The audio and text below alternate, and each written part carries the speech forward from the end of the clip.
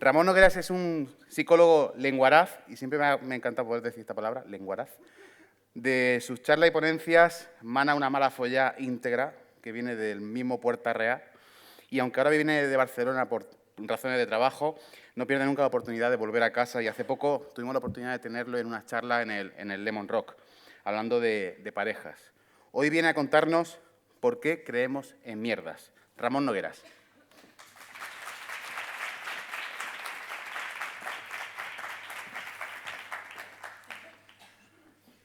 Tu madre te pregunta cuál es el signo del horóscopo de tu mujer y cuando le dices la fecha de nacimiento te dice, claro, es que es cáncer. Tu vecina te dice que si tu bebé tiene cólicos, lo mejor que puede hacer es darle homeopatía. Óscar cree que con la biota le va a volver a salir flequillo. Luisma cree que alguna vez el Betis va a ganar algo en su vida. ¿Por qué? ¿Por qué creemos en estas mierdas? ¿Por qué la gente cree en mierda? La explicación más sencilla, la más común muchas veces entre círculos escépticos es que somos gilipollas y nos sentimos amenazados porque nos sentimos rodeados de mongolos que están por ahí viniendo en todas las direcciones. A veces pensamos que falta de información y por eso hacemos mucha divulgación. Pensamos que, claro, es peligroso. Si no damos información es como darle la pistola al visco. Y hay consecuencias reales, como muy bien se han visto en las charlas previas, donde hemos podido ver las consecuencias que tiene, por ejemplo, el no vacunarse. Sin embargo, la respuesta es un pelín, solo un pelín, más complicada que todo esto. Y nos vamos a basar, para ejemplificarlo, en el trabajo de un psicólogo de la Universidad de Edimburgo que se llama Richard Wiseman, que además de ser psicólogo, es investigador y es mago y prestidigitador. Y ha dedicado mucho de su tiempo a estudiar este tipo de fenómenos. Y para ello vamos a usar dos ideas fundamentales, que la primera es, creemos en mierdas porque somos máquinas de reconocer patrones y no sabemos cuándo parar. No sabemos cuándo parar. Buscamos patrones en todo lo que nos pasa y en todo lo que nos ve y acabamos viendo patrones donde a veces no lo hay. La otra idea central es, por ejemplo, que si reconocemos patrones, fijaros, ¿esto qué es? No es Michael Jackson. Es un montón de puntos de color. No es Michael Jackson. ¿Dónde está Michael Jackson aquí? No está Michael Jackson, pero tu cerebro identifica esto como Michael Jackson, efectivamente. Pero esto no es Michael Jackson, no es una foto de Michael Jackson. Los psicólogos también hemos caído en esto. Por ejemplo, ¿esto qué es? Un test de Rorschach, el famoso test de manchas que se supone que según lo que el paciente vea, detectaremos algunas características de su personalidad o de su forma de pensar, cosa que se ha demostrado abundantemente que tiene la misma eficacia que mirarle las arrugas del ojete o cualquier otra cosa que quiera hacer. No tiene ninguna, pero los psicólogos también caemos en esto, también vemos patrones a veces donde no queremos verlos. La otra cualidad que hace que creamos tanto en estas mierdas es el sesgo de confirmación. El sesgo de confirmación es la tendencia que tenemos a que una vez que tenemos una creencia, nos centramos excesivamente en la información que la confirma y descartamos, rechazamos la evidencia que la desconfirma. Por eso a la gente da igual cuántos estudios le presenten demostrando que la homeopatía no funciona. Les tira de un pie. Les tira de un pie porque las farmacéuticas malvadas intentan desacreditarlo, porque, bueno, no te puedes creer todo lo que diga la ciencia, porque mi vecina la puri tomó homeopatía y se le curó el resfriado, lo que sea. Da igual. Y voy a poner un ejemplo, como os decía, basado en una investigación de Richard Wiseman, que es el de un perro psíquico, ¿vale? Un perro con poderes psíquicos, que diréis, ¿qué mierda es esta? Toby era un perro británico que tenía la capacidad de detectar psíquicamente cuando su ama iba a volver a casa. De acuerdo con la declaración del ama, el perro, cuando su ama iba a emprender el camino de regreso a casa, lo sentía místicamente y se plantaba en una ventana y siempre sabía cuándo ella iba a volver. Richard Wiseman decidió poner a prueba esta creencia y, junto con un colaborador, se fue a casa de esta señora e hicieron lo siguiente. El colaborador se quedó en casa con el perrete y una cámara apuntando a la ventana, de forma que él pudiera verificar que nadie de la casa le hacía señales al perro y además poder grabar cuántas veces el perro acertaba en sus predicciones de si su ama venía o no. Richard Wiseman se iba con la señora a dar una vuelta en coche y tenían un dispositivo que a intervalos aleatorios daba una señal. Al dar esa señal era el momento de volver a casa, de modo que nadie sabía cuándo iban a volver a casa. No lo sabía Richard Wiseman, no lo sabía la señora, no lo sabía nadie de la casa, no lo sabía el perro tampoco, ¿vale? Y encontraron que el perro, generalmente, la mayoría de las veces, él estaba en la ventana cuando tocaba regresar. Siempre parece, o la mayoría de las veces, era como un 80 y pico, 90%, el perro se ponía en la ventana en el momento en el que iniciaban el regreso. Pero claro, aquí hay truco. ¿Cuál pensáis que es? El resto del tiempo también. Porque el puto perro era un fan de la ventana a muerte. El perro estaba todo el día acampado en la ventana. ¿Qué pasaba? Que alguna vez alguien en la casa había advertido que efectivamente había hablado por teléfono con la dueña del perro, había dicho, oye, que me vengo ya para casa, muy bien. Y había visto que el perro en ese momento iba para la ventana. Habían visto un patrón. Y como eso les llamaba la atención, decidieron que aquello tenía que ser la explicación de la conducta del perro. Y por tanto decidieron prestar atención. Y todas las veces que el perro coincidía que volvía al mismo tiempo a la ventana que la dueña a casa, era una prueba confirmatoria de que el perro tenía poderes psíquicos. Si recordáis lo del pulpo Paul y el Mundial de Fútbol, ¿lo recordáis? Da la misma vergüenza ajena. Pero es exactamente esto mismo.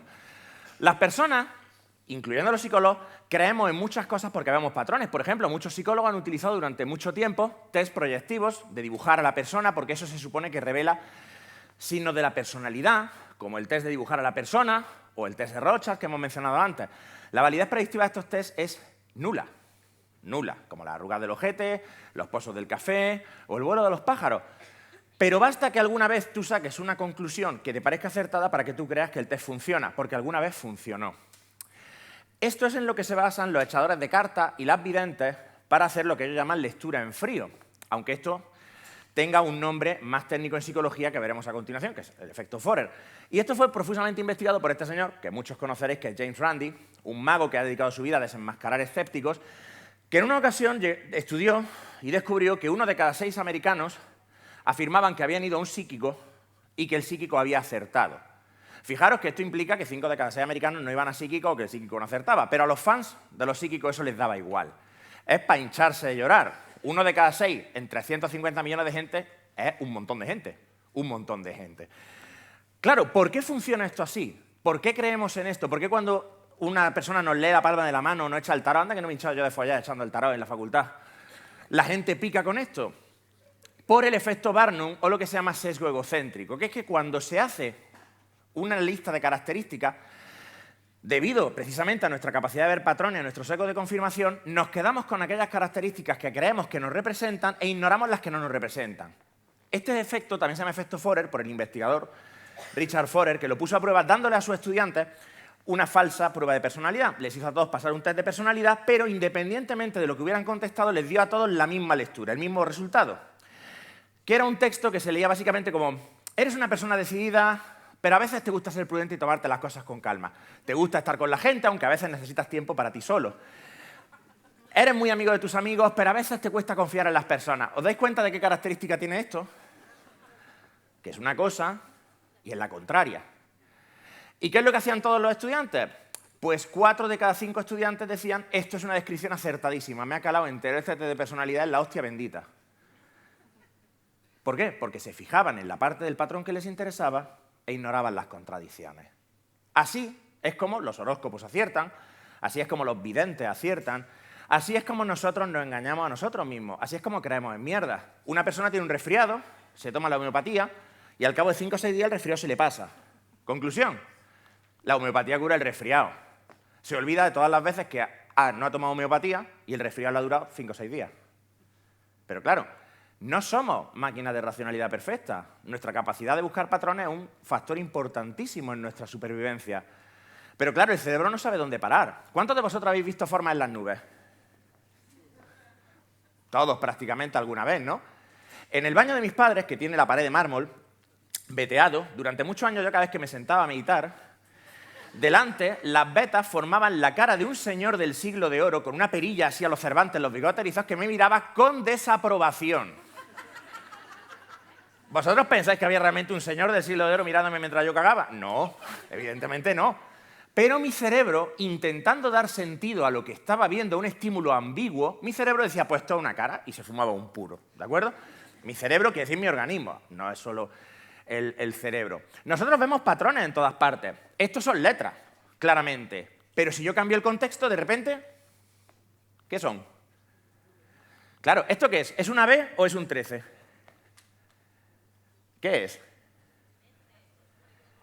Depende de cómo se mire. Si miras lo que hay a los lados, es una B. Si miras lo que hay arriba y abajo, es un 13. Si te pegas mucho rato mirándolo, te rayas. Porque intentamos darle sentido y es un trabajo muy, muy complejo. Otro ejemplo fascinante es el de Susan Blackmore, que demuestra además que uno puede superar esta tendencia a creer gilipolleces, porque esta señora era parapsicóloga, pero luego se metió en neurocientífica, después de tener un currículum que es bastante interesante. Primero se formó como bruja blanca. Lo que mierda sea eso. No lo sé. No sé si van a Hogwarts o dónde se saca uno un título de bruja blanca. Luego se doctoró en investigación sobre si los niños son telépatas o no. Spoiler, no. Y el hecho de que alguien le dirigiera la tesis dice un huevo acerca de cuánto te puedes fiar de según qué universidades. Porque vamos. Luego hizo una investigación sobre el LSD para ver si el LSD favorecía el desarrollar habilidades psíquicas. Spoiler, no. Y luego se dedicó a investigar si el tarot podía predecir el futuro. Spoiler, no. La pobre mujer pasó 25 años de su vida haciendo el subnormal, porque eso no tiene otro nombre.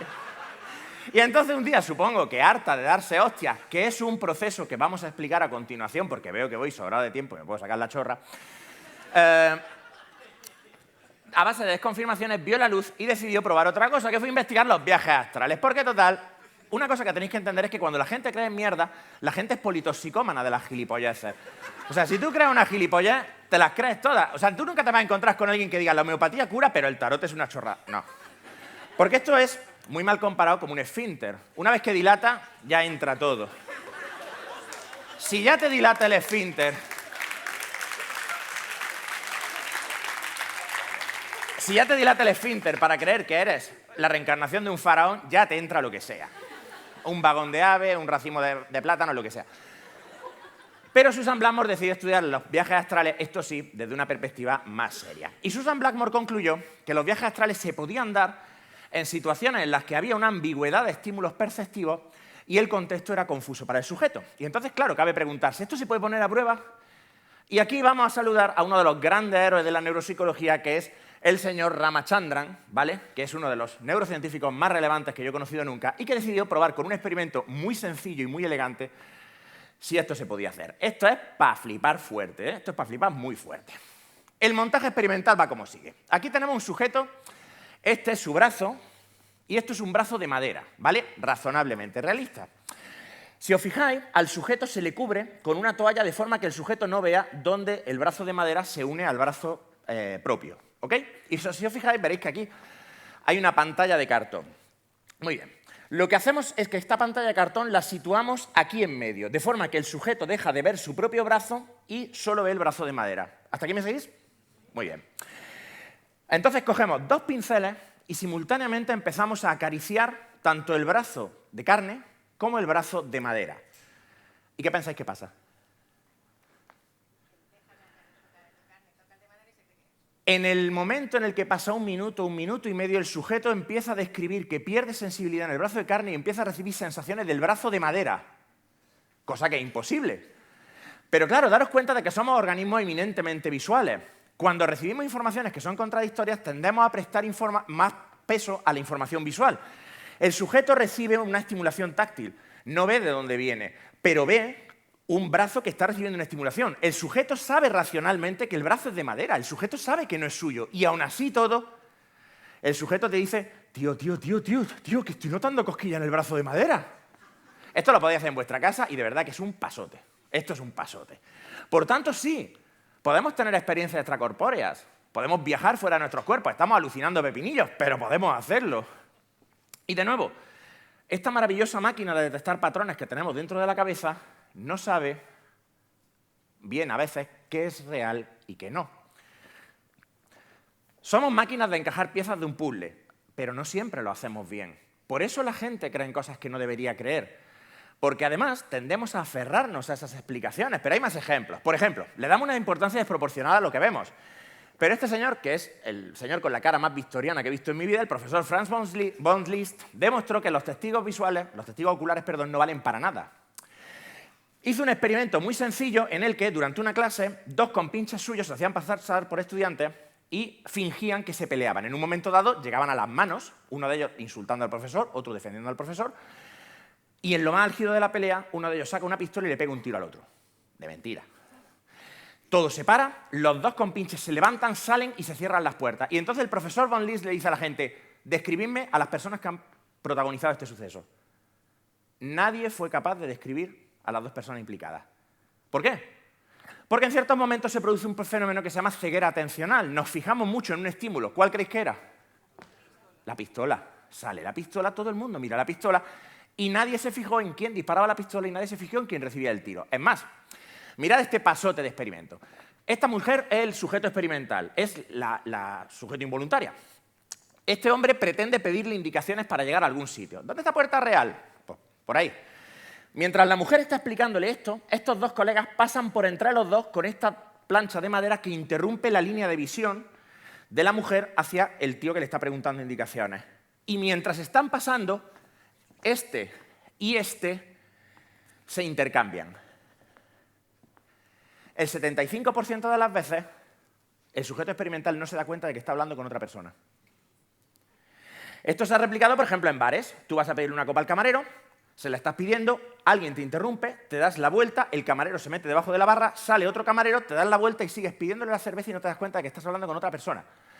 Incluso con una persona de sexo diferente. Nuestra atención es muy volátil y no prestamos tanta atención al mundo como pensamos. Somos vagos. Nos conformamos con la primera explicación que más o menos nos cuadra y luego nos aferramos a ella desesperadamente. Así que, en conclusión, la primera parte de la charla sería: ¿por qué creemos en mierda? ¿Por qué vemos cosas que no están ahí? Porque a veces encontramos patrones que no existen, como cuando vemos formas en las nubes, como cuando vemos caras en el mármol del baño de tu madre, como cuando escuchamos un ruido que no terminamos de identificar y pensamos que hay alguien en casa. Y entonces tratamos de rellenar el puzzle y aquí viene la segunda parte. La evidencia posterior ya nos da igual. Lo sobrenatural no existe, pero es muy difícil convencernos porque una vez que hemos desarrollado una convicción, y aquí vamos a saludar a uno de los grandes santos patrones de la psicología social, es muy difícil modificarlo. De hecho, si alguna vez habéis intentado convencer a alguien que cree en lo sobrenatural de que su creencia es errónea, habréis observado que cuanta más evidencia le presentáis, más se engorila en su posición. ¿Y esto por qué es? Vamos a hablar de ello. Este señor, Leon Festinger, se hizo famoso por un tratado que se llama Cuando falla la profecía, en el que analizaba el caso de una secta milenarista que estaba convencida de que el mundo se iba a acabar en una noche determinada y que un platillo volante iba a venir a recogerlo y llevárselo a Raticulín. Evidentemente el platillo no vino. Y pasaron cosas muy curiosas y Festinger las estudió. Festinger analizó que el proceso consiste de los siguientes pasos. Primero, tú desarrollas una idea irracional, como por ejemplo que la homeopatía vale para algo. A continuación, acabas encontrándote con evidencia desconfirmatoria. Evidencia, estudios, lo que sea, que demuestran que tu creencia no es cierta. Y entonces experimentas un fenómeno que se llama disonancia cognitiva. La disonancia cognitiva es una incomodidad, es un malestar. Es la ansiedad que tú experimentas cuando tienes dos ideas en la cabeza que no son compatibles. Tú tienes que resolver esa disonancia, tienes que hacer algo para eliminarla. Y a menudo, y esto es lo que encontró Festinger, lo que ocurre es que la idea se refuerza y además empiezas a proselitizar a otros para intentar convencerles de que tu idea es correcta. ¿De acuerdo? Porque la gente que cree gilipollas es politoxicómana, pero además son muy pesados. Son muy pesados. O sea, son el equivalente a heroinómanos que además de meterse caballos se pasarán el día dándote la turra para que te pinchase tú también. ¿Y esto por qué es así? Bueno, pues este es Leon Festinger, para que podáis ver que todos los psicólogos somos unas bestias sexuales, evidentemente. No hay más que verle la cara. Y esto es un diagrama de la transformación que experimentó el grupo. Antes de la desconfirmación, antes de que el platillo no viniese, porque pilló atasco en la circunvalación, eran un grupo cerrado. Ellos no proselitizaban, no aceptaban nuevos conversos, no querían saber nada de nadie. Ellos se reunían y hacían sus cosas y no tenían interés. Llega la noche de autos, el platillo no viene y entonces empiezan a proselitizar a lo bestia. Según el registro de Festinger, porque la líder del grupo recibió un mensaje vía escritura automática en el que los alienígenas le decían que debido a la fe y a la implicación que el grupo había mostrado, los alienígenas habían decidido salvar a la Tierra y no va a haber diluvio esta vez. ¿Vale? Ha sido gracias a vosotros, chicos. ¿De acuerdo? ¿Cómo se entiende esto? Se entiende de la siguiente manera. La disonancia cognitiva hace que tú tengas ideas... es el resultado de tener ideas contradictorias. Experimentas ansiedad y actúas para reducirla. ¿Cómo actuamos para reducir esta disonancia? Pues el ejemplo clásico es fumar. Cuando tú fumas, ¿cuántos fumáis? Levantad la manita. ¿No fuma nadie aquí? Venga, hombre. A ver, ahí hay uno. ¿En serio no fuma nadie aquí? Vale. Podemos hablar mal de gente que no está aquí. Está también bien. La gente que fuma tiene una disonancia muy fuerte porque, por un lado, tiene una información muy clara, que es que fumar es perjudicial para la salud. Por otro lado, imaginaros el tío que se fuma, o la tía, que se fuma un paquete de cigarros diario. ¿Cuál es la conclusión lógica de sumar? ¿Fumar es malo para la salud y yo me fumo un paquete diario? Soy gilipollas. Evidentemente, tener la idea de que soy gilipollas me causa ansiedad. Entonces, yo intento reducir esa ansiedad de alguna manera. ¿Cómo lo resolvemos? Primero, puedo cambiar mi conducta. Si yo fumo, creo que soy gilipollas por fumar y dejo de fumar, todo está bien. De hecho, ¿quiénes son los más pesados con que no hay que fumar? Los exfumadores. ¿Y por qué? Precisamente porque es una forma de reafirmar lo correcto de su decisión. El sentirse bien porque yo antes era gilipollas, pero ahora ya no, con lo cual además soy más listo que tú. Tiene todo el sentido del mundo, pero claro, dejar de fumar es difícil. Cuando el platillo volante no vino, algunos miembros del grupo abandonaron el grupo. Dejaron de creer en que el platillo fuese a venir, dejaron de creer en los alienígenas en cuestión. ¿Por qué? Porque habían recibido una desconfirmación brutal de que el platillo y el diluvio se fueran a producir. Ojo, no es que dejaran de creer en gilipolleces, ¿eh? Siguieron creyendo en otras porque, bueno. Pero cambiaron la conducta. La más común es tratar de racionalizar de alguna manera la evidencia. Esto es a lo que nos referimos cuando insertamos una o varias creencias que nos ayudan a compatibilizar las ideas contradictorias que tenemos. Por ejemplo, es verdad que yo fumo un paquete diario de tabaco, pero mi abuelo fumaba y vivió hasta los 99 años que lo atropelló el tranvía.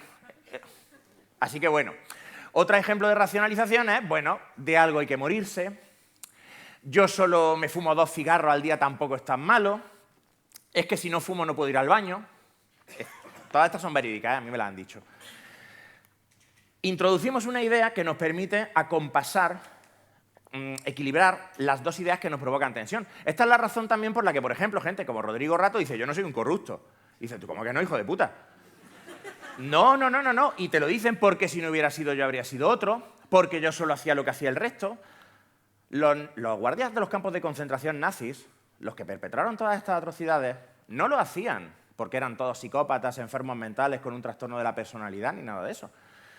Eran personas normales que, de hecho, tenían que racionalizar los actos que cometían y esa racionalización les llevaba a una violencia mayor. Festinger y otros psicólogos encontraron que este proceso de racionalizar la evidencia es precisamente lo que lleva a las escaladas de agresión. Tú agredes a una persona. Esta persona, siendo además de un colectivo indefenso o en minoría, no debería ser blanco de tu agresión, con lo cual tú te sientes mal, porque tu propia imagen no es la de una persona violenta, no es la de un agresor. Con lo cual, ¿cómo vives con eso? Algo habrá hecho. Se lo merecía. Y por tanto, si se lo merecía, lo que yo le haga es poco. Y por tanto, si lo que yo le hago es poco, tengo que hacerle más. Y así es como encontramos que personas normales son capaces de perpetrar enormes atrocidades. No hace falta una enfermedad, no hace falta un trastorno, no hace falta una perturbación. Nos gusta pensar que los que hacen estas cosas están locos, porque nos da una sensación de tranquilidad. Yo nunca haría eso. Pero la realidad es que, como por ejemplo los experimentos de Milgram demostraron en su día, la mayoría de personas sería capaz de hacer cosas muy, muy horribles si una figura de autoridad se lo pidiera. De hecho, la mayoría de nosotros, como ha señalado antes Raquel en su ponencia, delinquimos diariamente. Pero que no nos pasamos el día diciendo somos unos delincuentes, he delinquido. No. ¿Tú por qué te salta un semáforo? Porque tenías prisa, porque no lo vi, porque el semáforo está mal puesto, porque tal. ¿Qué pasa cuando se lo salta a otro? Que es un cabrón. Un cabrón.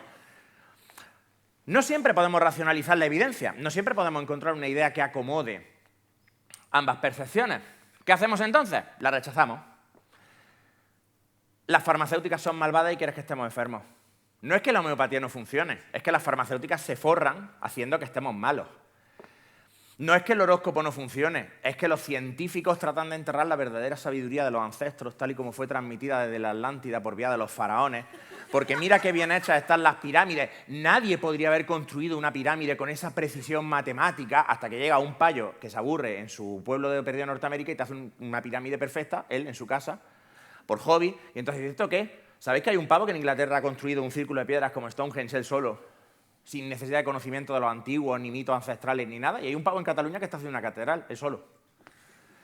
Pero negamos la evidencia, la rechazamos. Decimos, esto no puede ser verdad porque si es verdad, yo he estado equivocado todo este tiempo y yo no quiero pensar que he estado equivocado todo este tiempo. De hecho, en el caso de la secta que Festinger analizaba, varios de los miembros del grupo decían cosas como, por ejemplo, he vendido mi casa, he dejado mi trabajo, he dejado a mi familia, lo he dejado todo para estar listo para cuando los alienígenas vinieran a buscarme. Tengo que creer, así que rechazas la evidencia. No es que los alienígenas no existan, es otra cosa. Claro, el diablo te hace decir eso, tú estás poseído por Satán, tú estás a sueldo.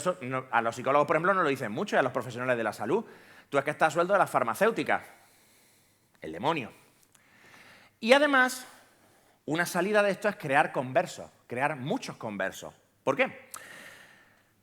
Nosotros los seres humanos somos una especie social. Algunos incluso utilizan el término hipersocial, que a mí me parece que es innecesario, que es como matar moscas a cañonazos. Pero bueno, la realidad es que nosotros recibimos un montón de información y somos muy influidos por el contexto social. Siempre, el ejemplo clásico es el del bar. Tú imagínate que sales por la noche y tienes 2 bares para elegir. Hay un bar que está medio vacío, hay muy poca gente, la música no está muy fuerte, hay espacio, te puedes sentar. Hay otro bar que está a petar, y la cola le da la vuelta a la manzana. ¿Dónde quieres meterte? En el que está a petar. ¿Y por qué? Porque piensas que algo tendrá cuando está petado de gente. Lo único que hay es gente. Probad si queréis, cuando salgáis de aquí, poneros delante de un edificio y poneros a mirar así para arriba. A ver cuánto rato tardáis en tener una cola de gente mirando así para arriba, que no saben ni qué están haciendo, pero bueno, a ver si pasa algo. Daros cuenta de una cosa, mucho de lo que nosotros utilizamos para decidir si nuestra conducta es adecuada o no, depende de los demás. Depende de los demás. Y si todo el mundo hace lo mismo que yo y cree lo mismo que yo, entonces tú no eres gilipollas. Gilipollas es el que te diga que tu creencia es mentira. Cuando todo el mundo creía que Jesucristo era el Hijo de Dios y que efectivamente había muerto, había resucitado, etcétera, etcétera, ¿qué eran los ateos? Enfermos, desviados, locos. Pasa el tiempo y ciertos usos cambian, y entonces las creencias cambian con ellos. Por eso, muchas veces la gente que cree en mierda es muy proselitista al respecto, porque tener a gente alrededor que comparte tu creencia es una forma de reafirmarte en que tu creencia es verdad. Porque si todo el mundo cree lo mismo que tú, entonces no puede ser que estés equivocado, al margen de lo que digan los datos y lo que diga la evidencia. Recordemos que a lo largo de nuestra historia como especie hemos creído muchas cosas y cada avance en nuestro conocimiento siempre se ha producido a pesar de la resistencia. Cuando Darwin publica La evolución de las especies, es un choque porque nadie aceptaba que nosotros teníamos un parentesco con el resto de especies animales. Y al principio, los que defendían la evolución eran los homeópatas de entonces. A medida que la evolución va ganando, por precisamente a base de evidencia y confirmación, más peso, se invierte la balanza. ¿Y ahora quiénes son los taraos? Los padres de las escuelas de Texas que dicen que no se tiene que enseñar evolución porque todo el mundo sabe que Dios creó el mundo en 7 días, dinosaurios y todo, y que los puso ahí, y que los fósiles están enterrados por Dios para que los paleontólogos se diviertan. Esto es verdad, esto lo dicen así, ¿eh? Que todo esto de los estratos geológicos es Dios cachondeándose, es Dios troleando. Entonces, como tengo tiempo, permitidme que recapitule los puntos más importantes de la charla. Primero, creemos en mierdas porque somos máquinas de ver patrones y no sabemos cuándo parar. Vemos patrones que están ahí, lo cual nos ha ayudado a desarrollar nuestro conocimiento y a ser la especie dominante en este planeta, pero a veces vemos patrones que no están ahí. Segundo, nos aferramos a nuestros patrones. Tener razón es muy reforzante y por eso, cuando tenemos una creencia, cuando creemos en algo, lo defendemos con uñas y dientes. Tercero, cuando se nos presenta evidencia que desconfirma nuestra creencia, somos propensos a sufrir una ansiedad llamada disonancia cognitiva y a menudo al intentar reducir esta ansiedad, lo que hacemos es reforzar nuestra creencia irracional y esa es la razón por la que muchas veces tratamos de convencer a otros, porque eso nos da seguridad. Entonces, cuando encontréis con alguien que sufre una creencia irracional, que padece o que tiene o mantiene una creencia irracional, no penséis en esa persona como un enfermo, no penséis en esa persona como un idiota. No hace falta estar enfermo, no hace falta ser idiota. Es un proceso normal, humano, todos lo padecemos, ¿de acuerdo? Todos los seres humanos hemos evolucionado para encontrar solución a problemas y para creer en mierda. Y quiero dedicar esta charla a mi padre, que falleció hace 2 años y medio, tuvo un ictus, y me dijo cuando me fui a vivir a Madrid: Ramón, me alegro mucho de que te vayas porque casi nadie consigue ser nunca profeta en su tierra. Así que, papá, lo conseguí. Gracias.